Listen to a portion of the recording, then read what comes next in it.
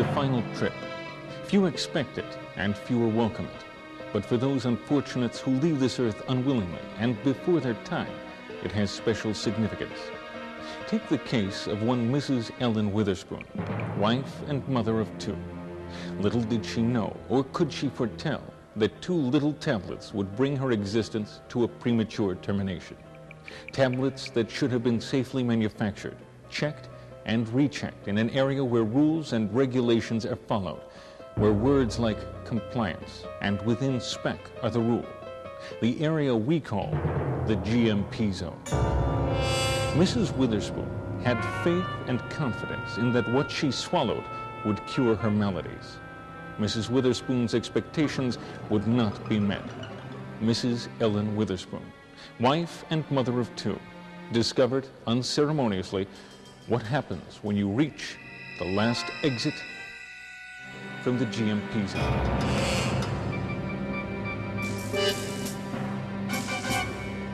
Mrs. Ellen Witherspoon, previous PTO president, devout churchgoer and liberal dispenser of mother's love, did not and could not know that her medication was either contaminated, mislabeled, or suffered from oversights and failures in any number of manufacturing processes.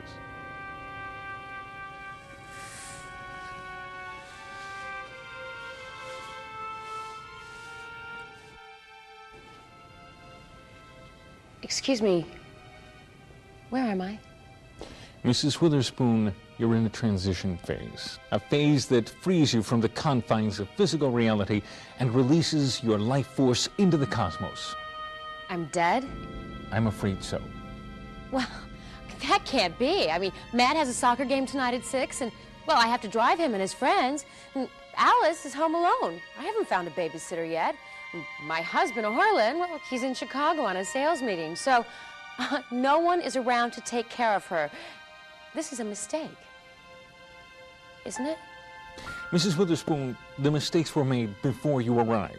If you'll walk over into that white light, I think everything will be made clear to you. No, this is not right. I mean, how did this happen? I had an irregular heart rate, but the doctor said I'd be okay if I took my medication, so there's no reason to be dead. I want to know how this happened. Someone has got to be responsible for this. Well? Funny. I was sure your name was on here somewhere, but I can't seem to find it. I told you there was a mistake. Now just point me in the right direction and I'll be on my way back. Did I hear someone mention mistake? Well, yes, sir. It would seem there has been some mistake.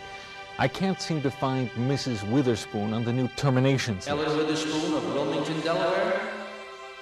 Yes, sir. That's because she's not supposed to be dead for another 40 years. Oh, well, I'll look right into it, sir. Please do. Yes, sir. Was that who I think it was? Yes, it was. Oh, my. All I can tell you, Mrs. Witherspoon, is that we'll get to the bottom of this. It must have been the medication. The medication? Now, that was a new prescription given to me by my pharmacist this morning. It was contaminated or mislabeled or something. Well, how could that have happened? I mean, surely there must be rules about how medications are made. As a matter of fact, there are rules and regulations concerning the manufacture of drugs right here in this handbook. It's the Code of Federal Regulations, Parts 210 through 211. The Food and Drug Administration has outlined 11 minimum provisions to be followed so that drugs are manufactured under adequate controls to ensure that they have the strength, purity, and characteristics that they claim to have. These are called the Current Good Manufacturing Practices, or CGMPs.